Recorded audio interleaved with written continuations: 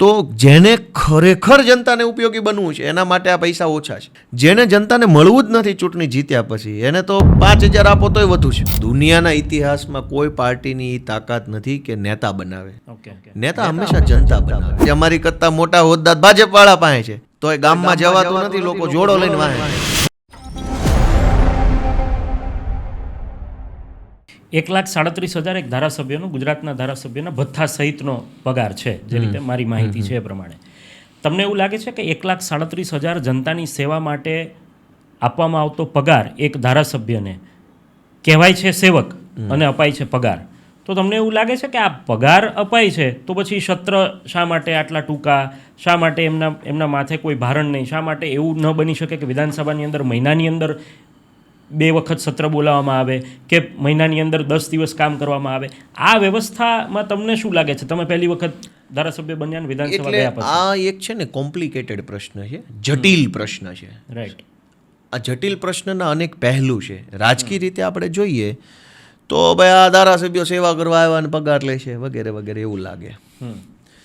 પણ જે ધારાસભ્ય ખરેખર જનતાને મદદરૂપ થવું છે ને, ખરેખર એને આ ઓછું પડે. હું તમને કહું કે મારે 3 ઓફિસ ચાલુ છે. ધારાસભ્ય તરીકે મને 1,37,000 પગાર મળશે એ ભૂલી જાવ એક વખત. 3 ઓફિસ ચાલુ છે. 3 ઓફિસનું ભાડું વત્તા લાઇટ બિલ વત્તા ચા પાણીનો ખર્ચો વત્તા જ્યાં 2-5 માણસો બેસતા હોય એને કંઈક મહિને વાપરવાના પૈસાનો ટોટલ મારો તો એ ટોટલ પગાર કરતાં વધુ રકમ જાય ખર્ચામાં. સામે હું મારી ગાડી લઈને ગુજરાતભરમાં ફરતો હોઉં, ડ્રાઈવરો રાખ્યા હોય, 2-5 મિત્રો બીજા કામ કરતા હોય, ગાડીમાં ઘસારો આવતો હોય, ડીઝલ ભરતા હોય, ઘણો ખર્ચો લાગતો હોય. તો જેને ખરેખર જનતાને ઉપયોગી બનવું છે એના માટે આ પૈસા ઓછા છે. જેને જનતાને મળવું જ નથી ચૂંટણી જીત્યા પછી એને તો 5,000 આપો તોય વધુ છે.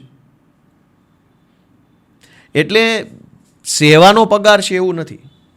તમારે કંઈક કામ કરવું છે તો એ કામ માટે તમને કેટલીક વ્યવસ્થાની જરૂર પડશે. જેમ કે તમે પત્રકારત્વ કરશો તો તમારા માઇક જોશે, આ પડદા જોશે, સાઉન્ડ પ્રૂફ વસ્તુ જોશે, તો એ તો તમે લેશો ને. રાઈટ. એના વગર થવાનું જ નથી. ખાલી કાંઈ તમને ખબર પડે છે ને આવડે છે એટલે બધું નહીં થઈ જાય. સિસ્ટમ જોશે.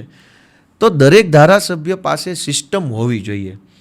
દિલ્હીમાં એક બહુ સારી વસ્તુ અરવિંદ કેજરીવાલની સરકારે કરી હતી કે દરેક ધારાસભ્યોને એક એના મત વિસ્તારમાં સરકારી ઓફિસ ફાળવી.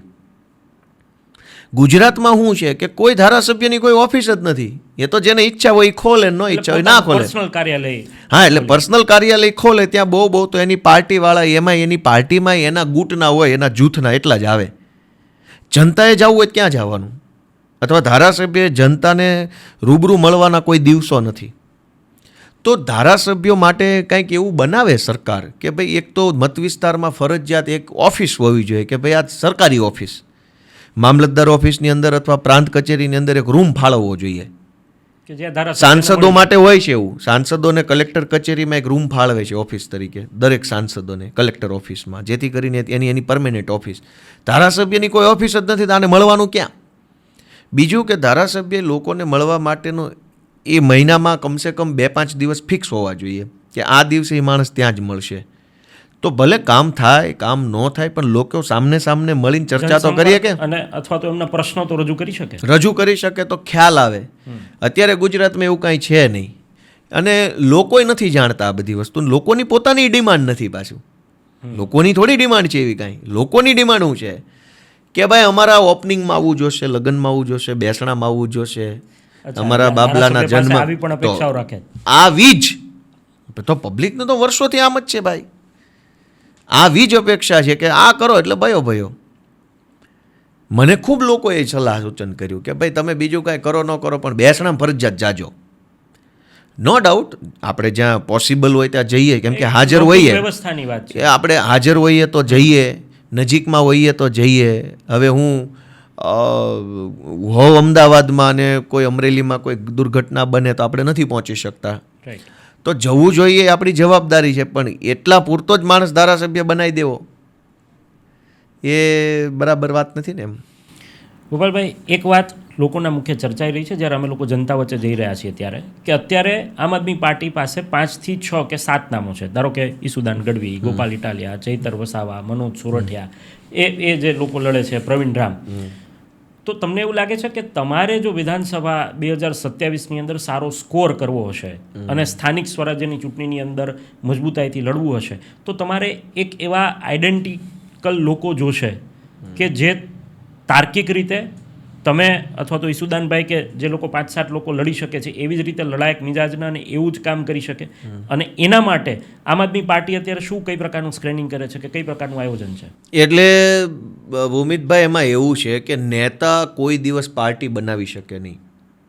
દુનિયાના ઇતિહાસમાં કોઈ પાર્ટીની તાકાત નથી કે નેતા બનાવે. ઓકે. નેતા હંમેશા જનતા બનાવે, પબ્લિક પસંદ કરે, પબ્લિક જેને પ્રેમ આપે એ જ તો નેતા છે. દાખલા તરીકે કોઈ માણસ રોડે રખડતો હોય ને ઉપાડીને પાર્ટીને પ્રદેશ પ્રમુખ બનાવી દો નેતા થઈ જશે? ન થાય. નેતા જનતા બનાવે છે. એટલે આજ તમને જેટલા પણ ચહેરાઓ આમ આદમી પાર્ટીમાં દેખાય છે એ ચહેરા શું કામ છે? પાર્ટીનો હોદ્દો છે એટલે કે જનતા પસંદ કરે છે એટલે?